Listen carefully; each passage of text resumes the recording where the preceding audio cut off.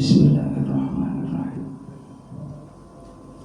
Assalamualaikum warahmatullahi wabarakatuh. Waalaikumsalam warahmatullahi wabarakatuh. Bismillahirrahmanirrahim. Bismillahirrahmanirrahim. Bismillahirrahmanirrahim. Bismillahilladzi la yadurru ma'asmihi syai'un fil ardi wa la fis sama' wa huwas samiul 'alim.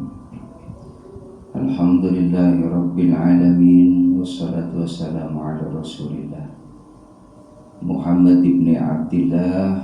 La hawla wa la quwwata illa billah. Ashhadu an la ilaha illallah wa ashhadu anna Muhammadan abdu wa rasul. Allahumma salli wa sallim ala Sayyidina Muhammad wa ala alihi wa sahbihi ajma'in. Qala Allah Ta'ala fi kitabihil karim. Bismillahirrahmanirrahim. Wa wasaina al-insana biwalidayhi husna. Wa qala ta'ala aidan fi ayatil ukhra. Wa wasaina al-insana biwalidayhi hamalathu ummuhu wahnan ala wahni wa fisaluhu fi 'amain an ishkur li wa liwalidayk. Wa qala Nabi sallallahu alaihi wasallam ridallah fi ridal walidain wa sakhtullah fi sakhtil walidain. Sadaqallah sadaqa Rasulillah sallallahu alaihi wasallam. Allahumma aghnina bil ilmi wa zayyina bil hilmi wa akrimna bit taqwa wa jammilna bil afiyah. Sadaqallah sadaqa Rasulillah sallallahu alaihi wasallam. Ketua DKM yang saya muliakan, juga para sesepuh, para orang tua, para hujjaj yang insyaallah dirahmati oleh Allah Subhanahu wa taala. Tentunya kita senantiasa selalu memanjatkan puja-puji serta syukur kepada Allah Subhanahu wa taala karena pada malam ini kita masih diberikan nikmat iman, diberikan nikmat bisa melakukan amal ibadah, amal soleh. Semoga nikmat yang Allah amanahkan ini, yang Allah anugerahkan ini, kita bisa benar-benar menjaga dan memanfaatkan sebaik mungkin di dalam kebaikan, agar kita selalu mendapatkan limpahan kebaikan dan keberkahan dari Allah Subhanahu wa taala, baik di dunia maupun di akhirat nanti. Amin ya Allah ya rabbal alamin. Allahumma shalli ala Muhammad. Salawat dan salam semoga terlimpah curahkan keharibaan Nabi kita Muhammad sallallahu alaihi wasallam, yang kita harapkan syafaatul uzma dari beliau. Nabi Muhammad yang selalu disebut-sebut namanya di saat menjelang subuh, petugas tahrim membaca sholawat kepada Rasulullah sallallahu wassalamu alaihi. Ini adalah bentuk kecintaan kepada Nabi, dan kita sebagai umatnya memang harus mengingat jasa beliau karena begitu besar. Maka sebagai bentuk rasa terima kasih, sebagai balas budi kita kepada Rasulullah, harus banyak-banyak menyebut namanya, berselawat kepada beliau. Juga beliau Nabi Muhammad selalu disebut-sebut namanya di saat azan dikumandangkan di seluruh dunia, di setiap masjid mushola. Asyhadu anna Muhammadar Rasulullah, bersaksi bahwa Nabi Muhammad adalah utusan Allah. Begitupun disebut lagi di saat iqamah, disebut lagi di saat sholat dalam tasyahud, disebut lagi di saat kita berdoa. Maka itu adalah bentuk kita sebagai umatnya rasa mahabbah, rasa cinta kepada beliau. Maka bisa dipastikan orang yang selalu banyak menyebut nama beliau, kelak nanti di akhirat akan dikenali oleh Nabi Muhammad, dan kita pun insya Allah layak memperoleh syafaat dari beliau. Amin ya Allah ya rabbal alamin. Jemaah yang dimuliakan oleh Allah, tentunya kita semua ini berharap menjadi orang yang dicintai oleh Allah, disukai oleh Allah. Orang kalau sudah disukai sama kekasihnya, dicintai oleh kekasihnya, maka apapun yang diminta oleh kekasihnya pasti akan diberikan. Begitupun Allah Subhanahu wa ta'ala, kalau sudah cinta kepada hambanya, maka insya Allah akan cukupkan kebutuhan hidupnya untuk meraih kemuliaan, kesenangan, kebahagiaan, kesuksesan dunia dan akhirat. Jemaah rahimakumullah, apa yang menyebabkan kita dicintai oleh Allah? Yang pertama, beriman kepadanya. Jadi beriman kepada Allah ini syarat seseorang akan dicintai Allah. Tapi tidak cukup kita beriman saja, lalu juga melakukan amal kebaikan, atau pengertian lain adalah takwa, melaksanakan perintah, menjauhkan apa yang dilarang oleh Allah. Memang berat melaksanakan perintah ini kalau kita tidak ada keimanan dalam diri kita, ini berat. Makanya jamaah rahimakumullah, kenapa banyak orang yang dikasih sehat, kesempatan juga sama ada, langkah pun juga dia mampu untuk datang ke tempat ibadah. Kenapa dia tidak bisa? Karena memang tadi dia imannya lemah. Punya iman tapi imannya lemah. Kalau orang yang punya imannya kuat, karena dia beriman kepada Allah, berharap ingin dicintai oleh Allah, maka dia bergegas melakukan amal kebaikan. Itulah makna takwa, melaksanakan perintah Allah. Berat atau ringan kita laksanakan. Terus lagi, orang yang dicintai oleh Allah Subhanahu wa ta'ala adalah orang yang senantiasa menjaga kebiasaan yang baik-baik. Jadi apa yang baik-baik yang diperintahkan sama Allah dijaga terus. Istiqomah dalam keadaan sehat, sakit, dalam keadaan lapang atau sempit, dalam keadaan senang atau duka, sedih, tetap kita senantiasa menjaga kebiasaan amal baik itu. Karena itu adalah merupakan amaliyah yang bisa menyebabkan kita dicintai Allah. Jemaah rahimakumullah, selanjutnya adalah orang yang dicintai Allah, orang yang selalu gemar berbuat baik terhadap dirinya, terhadap keluarganya, begitupun terhadap karib kerabatnya, sanak familinya, tetangganya, begitupun orang lain, tanpa mengenal siapapun itu, maka kita tetap menebarkan kebaikan di mana saja, kapan saja, terhadap siapa saja. Karena bagi kita orang yang beriman itu semua jadi ladang amal. Kita keluar rumah memberi salam, itu ibadah. Menyapa orang, senyum, itu ibadah. Berjabat tangan itu ibadah. Menolong orang lain sesuai dengan kemampuan kita. Sampai kata Nabi, ketika ada orang melewati jalan, dia kebingungan, ada seorang bapak-bapak atau seorang ibu yang dia kebingungan, kita berhenti sejenak, kita pinggirkan itu kendaraan kita, lalu kita tolong orang tadi, itu dinilai ibadah di mata Allah. Sampai menyingkirkan batu di jalan, duri di jalan, ataupun apa itu benda yang akan bisa mencelakakan orang lain, lalu kita amankan, itu semua dinilai ibadah dan itu dinilai kebaikan, dan itu adalah amalan yang mendatangkan kecintaan dari Allah. Jemaah rahimakumullah, terus lagi adalah orang yang berjihad di jalan Allah, memperjuangkan agama Allah.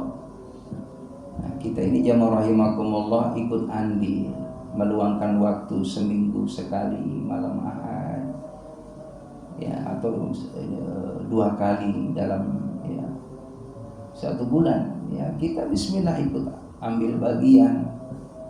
Walaupun memang kelihatannya artinya ada manfaatnya buat kita, pasti ada. Satu, dapat pahala. Yang kedua sedang mengecas iman. Yang ketiga jamaah rahimakum tambah pengetahuan. Ya, yang keempat kalau kita berdoa seperti ini doa kita mustajab. Jadi manfaatkan doa-doa yang baik, di antaranya ya antara azan dan iqomah itu sangat mustajab. Di antaranya duduk seorang khotib di saat khutbah, ya pertama akan khutbah kedua, itu mustajab berdoa kepada Allah. Di saat selesai membaca Al-Quran, di saat kita hadir di majelis ilmu seperti ini, di saat silaturahim, di saat bertemu dengan orang baik, orang soleh, maka minta doa dari mereka. Terhadap orang tua, ya, itu juga adalah orang-orang yang menjadikan wasilah terkabulnya segala hajat kita di hadapan Allah. Jadi jamaah rahimakumullah, berjihad itu bisa dengan harta, ya, dengan jiwa kita. Ya, jadi jamaah rahimakumullah, termasuk kita bersama-sama ya menjadi mustami dalam taklim, ini juga bernilai jihad fisabilillah. Karena melawan hawa nafsu kita. Pengennya nafsu kita sih santai-santai. Ya. Di rumah jamaah rahimakumullah kita sambil duduk santai, ya kan, sambil nggak megang remote, ya nonton TV deh. Tuh, ini lagi ada bola nggak nih Pak? Nggak ada ya. Nggak ada bola. Mantap, tanggal berapa bola Pak? Ya, yang senang bola apa ya? Jadi jamaah rahimakumullah, ya asik kita depan TV berita masa kini kan sekarang apa nih? Kalau yang dilihat yang positif, yang bagus, tambah wawasan atau berita mengenai informasi haji, itu sangat baik. Atau kita lihat YouTube yang memang membawa suasana tambah iman, tambah pengetahuan, itu bagus. Ya, tapi kalau kita jamaah rahimakumullah di rumah hanya membuang waktu yang sia-sia melihat hal-hal yang madharat, maka tentunya pada kesempatan inilah kita hadir. Ini adalah suatu amalan yang dinilai jihad di jalan Allah Subhanahu wa taala. Jadi kalau kita jamaah rahimakumullah melihat sesuatu atau mendengar sesuatu, kita bisa menahan mata kita, bisa menahan telinga kita, bisa menahan mulut kita tidak melakukan perbuatan ya yang keji, yang tidak baik, itu juga dinilai jihad. Karena mengendalikan hawa nafsu kita. Itu adalah amal yang disukai oleh Allah dan mendatangkan kecintaan dari Allah. Lalu selanjutnya adalah bagaimana orang yang senantiasa bersifat adil, bersikap adil terhadap diri, terhadap pasangan, terhadap anak, terhadap lingkungan. Ini semuanya ada hak. Adil terhadap diri kita, ya kita harus bisa menjaga kesehatan lahir dan batin. Jangan pernah kita abaikan kesehatan diri kita. Begadang di tengah malam, ya kan? Tidur jam 2, jam 3 tadi karena asik lihat ya tontonan yang sehingga tidak berlaku adil terhadap dirinya. Padahal ada hak untuk mata kita istirahat.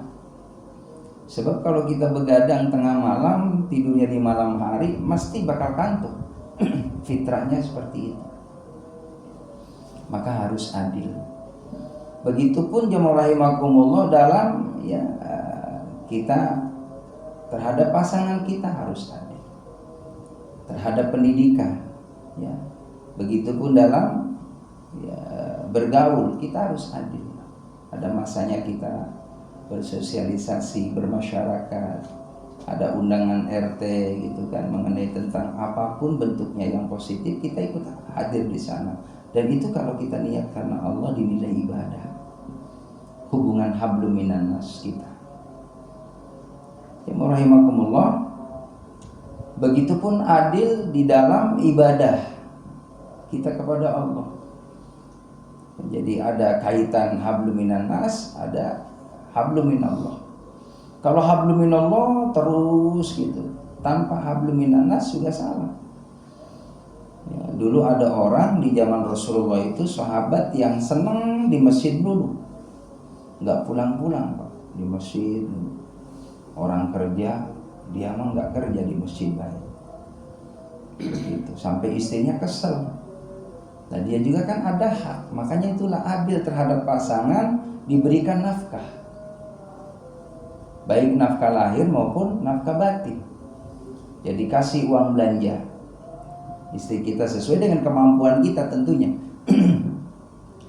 Kalau kita uangnya banyak, rezekinya berlimpah, jangan pernah perhitungan kepada pasangan kita. Karena jemaah rahimakumullah, ketika kita memberikan kepada keluarga kita itu dinilai sedekah. Bahkan sebaik-baik pemberian adalah terhadap keluarga lebih awal. Ya, ada sahabiah jemaah rahimakumullah, dia mau curhat ke Rasulullah.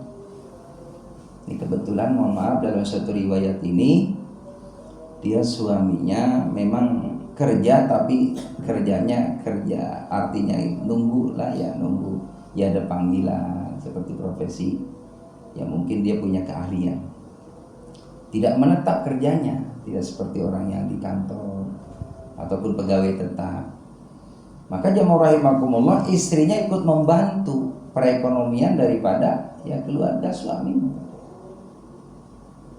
Maka jemaah rahimakumullah, dalam hatinya seorang sahabiah tadi ada penasaran, ada tanya jawab gitu, tanda tanya di hati ini, apakah salah ataukah dosa suamiku atau diriku sehingga saya membantu pekerjaan suami saya berdagang, saya berusaha lalu mencari rezeki, lalu bisa ya memberikan penghidupan untuk belanja kesehariannya.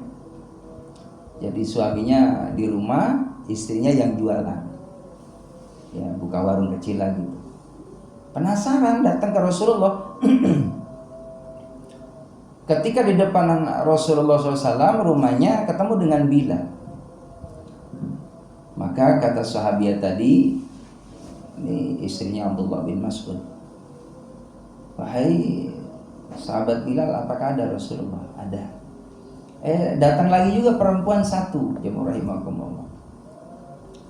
Dia juga mau curhat tentang sama, ya. Cuman dia ditinggal suaminya, lalu dia tadi berusaha gitu untuk menghidupkan anak-anaknya. Maka jemaah rahimakumullah, ketika datang kepada Rasulullah, maka menyampaikan perihal yang menjadi ya tanda tanya dalam hatinya dari dua sahabiah tadi. Yang pertama, wahai Rasulullah, aku punya suami, kadang rezekinya ya kadang-kadang dapat, kadang enggak. Aku membantu nyari rezeki, apakah diperbolehkan? Maka kata Rasulullah, boleh, halal, baik, karena itu menopang membantu perekonomian suami. Karena kondisi suaminya seperti itu, kasabnya, rezekinya. Jadi boleh Rasulullah, boleh. Kamu dapat pahala dua. Yang pertama, pahala kamu berusaha bagaimana menjaga marwah, ya, harga diri kamu, keluargamu daripada meminta-minta. Maka kamu berusaha menopang perekonomian, kamu dinilai satu, ada upaya berusaha. Yang kedua, ketika engkau memberikan ya makanan ataupun masak, itu dinilai sedekah di mata Allah. Jadi boleh. Kalau memang kondisinya tadi suaminya ya artinya butuh bantuan dari pasangannya. Tapi ketika suaminya memang dia bisa untuk mencukupkan dan istrinya memang artinya sudah mendapatkan jaminan, begitupun keluarganya. Kalau di rumah saja gimana tidak membantu, ya boleh-boleh saja. Artinya ya keduanya sah-sah saja selama ya saling tadi membantu dalam hal yang baik. Ya termasuk mungkin wanita karir, ya kan, dia punya keahlian, punya skill, lalu dia ingin memanfaatkan ilmunya bekerja, ya sah-sah saja. Selama keluar rumah dalam kondisi dia menutup aurat, ya kan, dalam busana muslim, izin sama suaminya, suaminya ridho, kerja sesuai dengan tadi, punya skillnya, punya keahliannya, kelebihannya, ya sah-sah saja. Jadi boleh. Lalu jemaah rahimakumullah, yang kedua wanita tadi perihal bagaimana ya Rasul, saya ini keluar rumah. Ini kebetulan yang curhat ini suaminya meninggal dunia, janda. Saya janda ya Rasul, saya keluar rumah. Ya namanya perempuan itu jemaah rahimakumullah bagusnya kan di rumah. Tapi saya dituntut, anak-anak saya siapa yang ngasih jajan? Saya punya anak yatim ya Rasul. Maka kata Rasulullah, boleh kamu cari nafkah untuk menghidupkan anak yatim, dan kamu dinilai sedekah di mata Allah ketika engkau memberikan dan mencukupkan anak-anak yatim itu. Jadi jemaah rahimakumullah, Islam itu sangat mudah, tidak dipersulit. Ya, tinggal kembali kepada tadi, niatnya untuk apa? Niatnya adalah ya untuk mencari kesejahteraan, dan jangan sampai kita menjadi orang yang berharap dari orang lain. Makanya tangan di atas lebih baik daripada tangan yang di bawah. Al-yadul ulya khairum min yadis sufla. Dan itu amalan yang disukai oleh Allah, dicintai oleh Allah, amalan yang mendatangkan kecintaan dari Allah. Jamaah yang dimuliakan oleh Allah Subhanahu wa taala. Selanjutnya adalah bagaimana kita harus memiliki rasa khauf, rasa takut. Jadi kita ini takutnya hanya kepada Allah saja. Maka dari takutnya kepada Allah, kita tidak mudah melakukan perbuatan dosa, tidak berbuat maksiat. Maka dia jaga terus amaliyahnya supaya Allah ridho kepada kita. Kita jaga sholatnya di awal waktu, ya, karena jemaah rahimakumullah, tidak sedikit cerita karena kesibukan duniawi, Pak. Memang kalau ngikutin kesibukan ini nggak ada ujungnya. Sampai kapan ya? Sampai nggak ada. Ikutin repot-repot. Jadi jemaah rahimakumullah, di saat dia berdoa kepada Allah dikasih kemudahan, padahal sesungguhnya kembali kepada kita yang mengatur. Ya, karena tanggung gitu kan, kebetulan bisnisnya menjanjikan, penghasilannya sangat menguntungkan luar biasa, sehingga dia berani mengundur-undur waktu ibadah. Maghrib sudah di ujung, hampir jam 7. Karena memang ini sedang membicarakan masalah bisnis yang kalau dia selesaikan, dia akan mendapatkan kerugian yang luar biasa banyak menurut dia. Maka akhirnya dia undur-undur. Padahal kalau kita lihat jemaah rahimakumullah, kesuksesan yang dia peroleh ini sudah banyak, lebih dari cukup. Punya usaha, punya penghasilan yang luar biasa, tapi ternyata itu bisa jadi ujian buat dia, bisa jadi fitnah buat dia. Walaupun mobilnya Alphard gitu kan, penghasilannya Masya Allah ratusan juta, ya kan, rumahnya di mana-mana, investasinya banyak. Kalau sudah mengundur-undur waktu sholat, ini udah kategorinya sudah tertipu dengan dunia. Bukankah Allah sudah memanggil kita, hayalah sholat, wahai hambaku yang sedang sibuk ngurusin masalah urusan dunia, ingat samaku, kata Allah. Tinggalin dulu tuh dunia, hadap aku. Hayalah sholat, ayo sholat. Kenapa? Kalau kamu udah sholat, nanti dapat al-falah, kemenangan. Hayalal falah, mari cari kemenangan. Ternyata udah dijawab sama Allah, kemenangan itu ada pada sholat.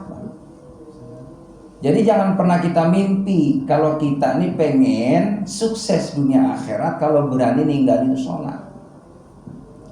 Bahkan ya, kalau kata guru saya ekstrim. Kalau kata guru saya, jangan pernah ngasih sodako sama orang yang gak sholat. Ya. Namanya orang gak sholat kan sayang, sia-sia. Kalau mau ngasih mah yang sholat. Ya emang secara logika benar juga. Kalau kita ngasih sesuatu sama orang yang ibadah. Sebab kalau ngasih sama orang yang ibadah itu kan jadi darah, jadi daging, jadi energi. Selama dipakai dalam ketaatan, bapak yang ngasih makan, yang ngasih sedekah dapat pahala. Tapi kalau nggak ibadah, ya kan, berarti nol. Kalau secara tadi, ya. Tapi kembali kita juga harus luas dan luwes. Kalau mungkin ada orang butuh bantuan kepada kita, kita jangan melihat saat itu dia sedang meninggalkan ibadah. Tapi mudah-mudahan di saat kita berbagi dengan iringan doa, ya Allah, mudah-mudahan di saat aku memberikan peluangan, kemudahan kepadanya, kelonggaran kepadanya, kemudahan kepadanya, membuat dia senang hatinya. Semoga dibuka hatinya, ya Allah, dapat hidayah dan menyadari kekeliruannya, dia mau taubat kepadamu, ya Allah. Jadi terselip doa yang baik. Nah, ini lebih bijak menurut saya. Jemaah yang dimuliakan oleh Allah Subhanahu wa taala, siapa lagi orang yang akan dicintai oleh Allah? Tanda-tanda orang yang dicintai Allah adalah orang yang gemar berzikir. Jadi usahakan Pak, kita ini jangan sampai ada waktu-waktu terlewat. Kalau bisa nih, apalagi masuk bulan ya Zulhijjah ini, ya udah masuk Zulhijjah tanggal 1 malam kedua. Jadi banyakin zikir la ilaha illallah, banyak tahlil la ilaha illallah, la ilaha illallah, banyakin tanpa hitungan, silakan. Atau boleh kata ulama, la ilaha illallah wahdahu la syarikalah, lahul mulku wa lahul hamdu yumitu wa huwa ala kulli syai'in qadir. Itu selama tanggal 1 sampai tanggal 9 zikir ini diperbanyak. Karena di bulan Zulhijjah ini dari tanggal 1 sampai tanggal 9, ya, itu dalam hadis ya sahih itu adalah hari-hari yang disukai oleh Allah. Jadi Allah senang banget nih, di setiap hari itu Allah senang. Tapi ada hari-hari yang paling disenengin Allah dari tanggal 1 sampai tanggal 9, sampai orang wukuf di Arafah. Itu hari yang disenengin sama Allah. Kalau orang itu melakukan kebaikan, dilipat gandakan pahalanya. Tapi kalau dia berbuat dosa, sama juga berkuadrat, dia ya balasan dosanya. Jadi makanya boleh kita puasa Pak dari tanggal 1 sampai tanggal 9 di bulan Zulhijjah, boleh puasa sunnah kalau memang kita mampu, ya mau boleh. Ya, kalau enggak ya tanggal 8 9-nya, paling enggak tanggal 9 deh, jangan sampai enggak. Nah itu puasa di tanggal 9 pahalanya sama dengan ibadah 2 tahun. Jadi banyak berzikir kepada Allah Subhanahu wa taala. Ya, karena zikir itu melembutkan hati. Orang zikir itu mencerdaskan pikiran kita. Jadi orang berzikir itu pikirannya positif, Pak. Orang berzikir itu jamaah rahimakumullah, ya, maka hatinya ini terpaut dengan Allah. Maka orang yang berzikir, adzkurukum, Allah pun sama, ya, akan kenal sama hamba tadi yang berzikir. Bahkan ketika hamba tadi banyak berzikir, Allah memanggil malaikat Jibril, ya Jibril, umumkan kepada para malaikatku yang ada di langit ataupun yang ada di bumi untuk mendoakan si fulan yang berzikir kepadaku ini. Jadi kita kalau pengen dikenal sama makhluk yang ada di langit, di bumi, para malaikat, maka tidak ada cara di antaranya supaya dicintai oleh Allah, juga kita dikenal oleh para malaikat Allah, banyak-banyak berzikir. Kan ada zikir pagi petang, itu kan ada. Di antara zikir yang diajarkan oleh Rasulullah, dianjurkan oleh para alim ulama dalam kitab Al-Azkar itu, subhanallah, alhamdulillah, wa la ilaha illallah, Allahu akbar, wa la haula wa la quwata illa billahil aliyil azim. Ya, bahkan jemaah rahimakumullah, ya, ada zikir yang singkat kita bisa kalau ngamalin subhanallah bihamdi subhanallahil azim. Jadi zikir tadi itu, kalimat tadi jemaah rahimahullah, kalau kita baca itu bisa memperberat timbangan amal soleh kita ketika kita dihisab di hadapan Allah. Subhanallah bihamdi subhanallahil azim, insyaallah. Itu zikir kalau kita baca pagi petang, ya berapalah 100 pagi, sore 100. Itu memperberat timbangan kita nanti di saat di mizan. Nah, kalau kita amalkan jemaah rahimakumullah, Allahu akbar, amal kita nanti di sana akan punya amalan yang istimewa. Ya, kalau saya itu jamaah rahimakumullah pagi petang ngamalin, di samping berdoa kalau pagi ya asbahna wa asbaha mulkulillah la ilaha illa huwa wa ilaihil masir, itu doa dari Rasulullah. Ditambah lagi doa ya Allah, aku minta pagi ini ya pagi yang membawa ya keberkahan, kebaikan. Jadi banyak berdoa, banyak berzikir kepada Allah, karena itu senjata buat kita. Lalu baca alhamdulillah pagi hari, alhamdulillah 100 kali. Ba'da subuh menjelang ba'da asarnya alhamdulillah 100 lagi. Kenapa? Kita bersyukur kepada Allah ya masih diberikan kesempatan menikmati pagi itu. Maka kita puji alhamdulillah, alhamdulillah, alhamdulillah, alhamdulillah 100 kali. Sorenya habis asar 100 kali, karena kita disampaikan umur kita berjumpa dengan sampai waktu sore itu. Jadi selalu disibukkan hatinya berzikir kepada Allah Subhanahu wa taala. Bukankah ada suatu riwayat apabila ada seorang hamba walaupun dia berlimpah harta, sukses secara zahir, tapi ketika dia tidak pernah mengucapkan tahmid di hadapan Allah, tidak pernah memuji Allah, maka dia sesungguhnya adalah orang yang fakir di hadapan Allah, orang yang miskin di hadapan Allah. Tapi ketika ada seorang hamba walaupun kekurangan harta bendanya serba minim, tapi tetap dia memuji Allah, alhamdulillah, alhamdulillah, alhamdulillah, dia sudah di mata Allah menjadi orang yang kaya, karena dia sudah memuji Allah. Dan dia jamaah rahimakumullah disebut orang yang istimewa di hadapan Allah. Bahkan kalimat ini kalau kita dawamkan alhamdulillah ini jamaah rahimakumullah ya menjadikan asbab ketika nanti di akhirat akan diberikan keistimewaan di hadapan Allah, menjadi orang yang cukup, menjadi orang yang kaya raya. Nah, kalau kaya dunia ini ada batasnya, 60-70 tahun kita tinggalin itu harta benda. Ya kalau sampai menemani kita hartanya sampai 70 tahun. Kadang-kala jemaah rahimakumullah cerita tidak sedikit kan. Masa muda luar biasa. Ya kan, masa muda udah sukses Pak, udah punya rumah. Nah, dia nanti persiapan kalau udah rumah tangga, udah punya mobil.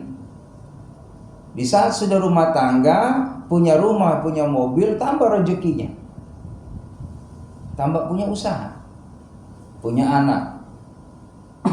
Ternyata jemaah rahimakumullah berjalannya waktu rumah tangga ya kan 30 tahun, usia 50 tahun diuji sama Allah. Tidak sedikit cerita ini. Usahanya ada kendala, dia pinjam di bank. Akhirnya jemaah rahimakumullah dia rela menjual rumah investasinya yang di sana. Karena masih kurang dia jual apanya. Kembali lagi hadirin, tidak sedikit cerita. Makanya tidak ada cara jemaah rahimakumullah bagaimana supaya kita terus dijaga oleh Allah Subhanahu wa taala apa yang kita punya. Itu ada zikir itu Pak, saya baca itu. Setiap habis qomat itu saya baca dalam kitab itu. Itu doanya Nabi Sulaiman. Ya, doanya Rasulullah. Inna hadzal rizquna ma lahu min nafad dalam Al-Qur'an itu. Ini supaya rezekinya terus dijaga sama Allah. Ada lagi doanya Nabi Sulaiman itu, ya Allah berikan kekayaan ya yang barokah. Jangan sampai kekayaan ini hilang ya Allah. Jadi kan begitu. Jadi doa itu kekuatan buat kita. Ya paling tidaklah bahasa yang kita ngerti aja, ya Allah berikan berkah umur, berkah kesehatan, berkah rezeki, berkah keluarga, berkah harta, berkah ya anak cucu, berkah lingkungan. Karena itu sudah mencakup semuanya. Jangan pernah kita malas berdoa minta sama Allah, karena sesungguhnya bisa merubah segala sesuatu dari kekuatan kita minta kepada Allah. Ya rahimakumullah. Jadi ya zikir itu adalah merupakan ya vitamin buat kita. Bahkan kata ulama Pak, kalau kita sedang zikir badan kita nih hangat, energi kita ini bertambah, kekuatan rohani kita. Silakan Bapak baca zikir astagfirullahaladzim, itu ada kenikmatan tersendiri. ya peredaran darah bagus, pikiran kita juga jernih, hati kita juga terus tambah iman. Jadi perbanyak istighfar. Nabi sendiri beliau itu beristighfar tidak kurang 100 kali Pak sehari semalam. Itu beliau Nabi Muhammad. Istighfar astagfirullahaladzim.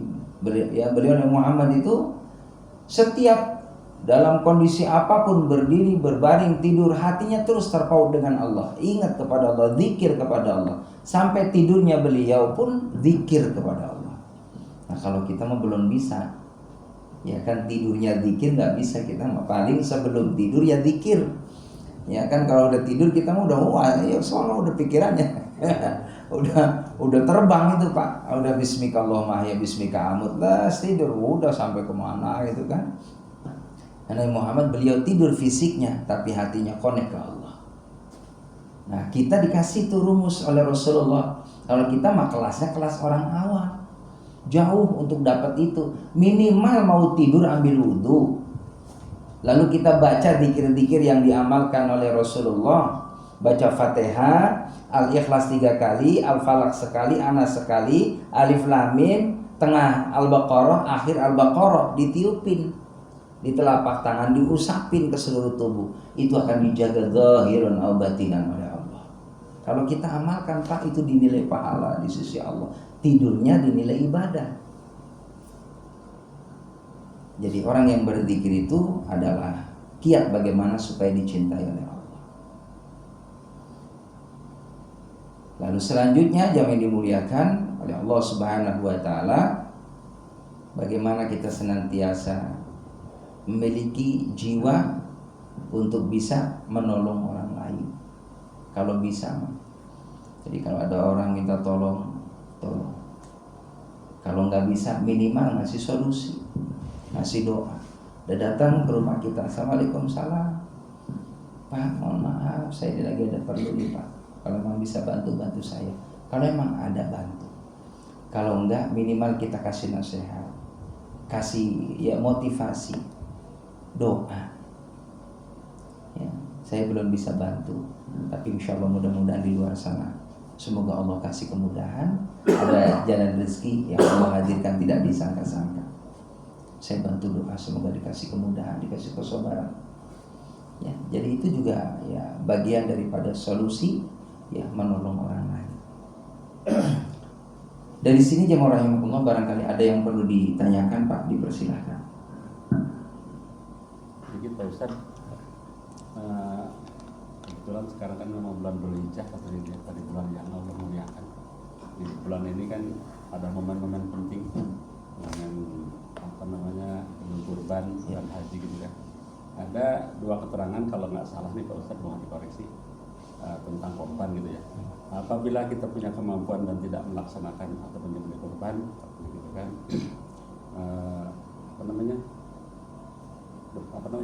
maka jangan dekati tempat sholatku. Betul. Itu ya. Kedua tentang haji. Apabila kita punya kemampuan dan tidak melaksanakan haji, pilih matinya Nasara apa Yahudi. Mohon penjelasannya Pak. Iya. Harus di sini kan. Baik, makasih. Jadi jemaah rahimakumullah, ini sindiran dari Rasulullah. Ya sesungguhnya yang namanya bulan Dzulhijjah itu bagaimana orang yang diberikan keluasan rezeki. Tadi ini juga masih ada kaitan pembahasan kita. Bagaimana kita bisa memberikan manfaat kepada orang lain. Jadi harta kita ini jemaah rahimakumullah, kalau pengen berkah jangan hanya kita simpan, tapi kita ambil, kita keluarkan haknya, maka berkah. Sebab kalau kita punya harta, mohon maaf, nggak dizakatin, nggak diinfakin, nggak disodakohin, itu tetap Allah ambil dengan caranya Allah. Wallahu a'lam bishawab. Bisa ketipu, ya kan? Bisa kecurian, bisa jadi sakit, dan bisa berobat mengeluarkan biaya yang sesuai tadi kadar untuk dikeluarkan. Kita naudzubillah min dzalik, jangan sampai seperti itu. Kita pengen bagaimana normal, dapat pahala, dapat kebaikan, dapat keberkahan dunia akhirat dapat. Ikuti aturan Allah dan Rasulullah. Inna apa nakal kausar, sesungguhnya nikmat Allah itu banyak banget. Fasholli li rabbika, maka sholatlah untuk Tuhanmu. Idul Adha kita sholat, ada uang nitip ke ya panitia kurban. Bisa berbentuk kambing ya, ataupun kolektifan sapi. Jangan sayang.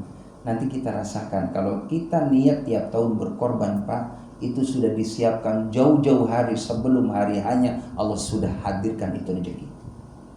Asal niat. Dan mohon maaf, tahadus binikmat saya tiap tahun saya nitip kolektifan ya, 3,5 juta ya, sesuai dengan ininya aja berapa gitu saya siapkan. Karena kita malu sama Allah. Nggak seberapanya 3,5 juta dalam 1 tahun, Pak. Kita ini jutaan dari Allah. Iya kan? Nggak usah pakai materi lah. Tenaga kita ini, fisik kita ini jutaan miliaran, Pak. Pada tubuh kita ini kita bisa napas nikmat, bisa bergerak organ tubuh kita, Masya Allah. Ya Allah minta wanhar, berkurban di jalan Allah. Toh itu pun untuk kita bersama. Kita dapat 3, ya kan? Sepertiganya boleh. Sepertiga. Lalu bagikan kepada fakir miskin. Karena hari raya Idul Kurban itu adalah hari raya bagaimana kita untuk menikmati ya atas berbaginya saudara kita buat kita. Dan ini untuk umum, bukan hanya orang miskin, fakir, orang kaya pun kasih aja nggak apa-apa. Karena ini sosial. Nah jadi hadisnya seperti itu. Kalau ada orang yang mampu di bulan Zulhijjah lalu dia tidak mau berkorban, jangan kau dekati tempat sholatku. Artinya ini ada kecaman dari Nabi Muhammad, tidak disukai orang seperti itu oleh Rasulullah. Nabi Muhammad aja udah nyontoin tiap tahun beliau berkurban di jalan Allah. Begitu, maka kita pun sami'na wa ta'na. Bismillah karena Allah, jangan sayang. Begitupun mengenai tentang haji, maka diniatkan, Pak. Biasanya orang kalau sudah niat lalu mulai nabung, itu rezekinya dibuka sama Allah. Wallahu a'lam bishawab. Caranya Allah tuh luar biasa, Pak. Allah tuh kaya banget. Nah, kalau pakai logika, pakai hitung-hitungan, kayaknya bisa nggak sih gitu kan sampai ke sana? Kayaknya jauh. Ya kalau pikiran kita, pakai logika kita, pakai akal kita yang terbatas. Tapi Allah itu rezekinya wasi'a, luas. Ya, maka ini ancaman ya dari Rasulullah. Kalau ada orang dia mampu istitoah, hartanya banyak, rumahnya bagus, mobilnya bagus, ya buat ongkos haji, mohon maaf timbang hanya 70 juta satu orang, ya kan? Berdua ibaratnya 150 lah. Ya, kalau yang reguler, ya kan? Kalau yang memang khusus itu bisa 150-200. Ada lagi yang lebih khusus 300. Furoda itu 300, Pak. Kalau niat jalannya ada. Nah, udah Bapak nanti sekarang niat, ya Allah saya pengen haji furoda ya Allah, 300 juta. Begitu boleh, bismillah. Jadi nggak usah antri, Pak, nggak usah 20 tahun. Bapak nanti di bulan Syawal, ya kan? Datang tuh langsung ke sana, daftar. Zulqa'dah berangkat. Yang penting 300 juta, berdua 600 juta. Cuman jangan jual rumah. Gitu. Ya itu namanya haji nekat, hadirin. Begitu. Diancam tuh sama Rasulullah, barang siapa yang dia mampu, hartanya banyak tapi nggak ada keinginan untuk menyempurnakan rukun Islam yang kelima, tinggal pilih mati dalam kondisi Yahudi atau Nasrani. Artinya apa? Berarti ini sindiran bahwa umatku tadi ini bukti dia lemah imannya kepada Allah. Lemah imannya. Kalau dia punya iman, jemaah rahimakumullah, dia tasarrufkan hartanya di jalan Allah karena menggapai cintanya Allah, ridhonya Allah. Berarti dia tidak mengharapkan ridho dari Allah, tidak berharap ampunan, kemuliaan dari Allah. Padahal udah jelas, ulama udah ngingetin, al-hajju mabrur laisa lahu jazaa'un ilal jannah. Tidak ada balasan haji yang mabrur kecuali surga. Siapa yang gak pengen surga? Timbul pertanyaan sekarang, Pak Ustadz gimana kalau saya memang belum mampu? Yang penting niat, yang penting niat. Ya Allah, aku niat pengen jadi tamumu ya Allah. Itu sudah dicatat orang tadi dapat kebaikan di mata Allah. Yang penting niat. Begitu. Cuman jemaah rahimakumullah, tadi yang niat pertama ya, si A ini jangan sama dengan si B. Si B jangan ngikutin si A, karena si A mah gak mampu, si B mampu, jangan niat doang. Mulai besok jemaah rahimakumullah, di bulan Muharram tahun baru Hijriah, datang tuh ya kan ke kabupaten atau ke kota, langsung ke depan daftar tunggunya seandainya 20 tahun Pak Haji, Pak Ustaz, itu mau urusan Allah, bisa jadi dipercepat Pak, bisa kalau Allah berkehendak. Amin ya rabbal alamin. Baliganya aja 20 tahun kok ujug-ujug nih jalan sendiri Pak ke sini. Bisa, bagi Allah mah nggak ada yang mustahil. Kan saya udah pernah cerita, istri saya sama saya bedanya 5 tahun. Ya, saya nangis lupa tiap malam, ya Allah, nggak enak banget saya berangkat haji sendirian. Orang daftarnya bedanya 3 bulan, udah Isa. Ya 3 bulan sama istri saya. Orang duitnya nggak ada.